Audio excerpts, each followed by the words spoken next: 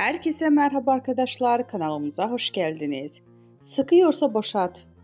Arzu Sabancı'nın katı kanunlar koyduğu ve bunun aşarsa evlenmelerini kabul etmeyeceğini sosyal medyadan duyurdu.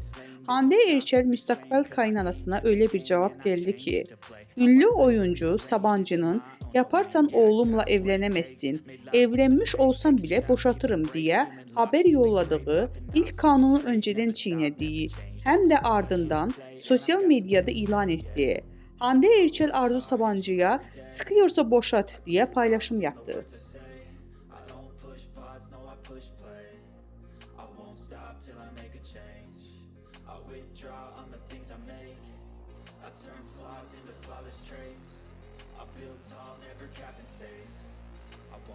Till I hear him say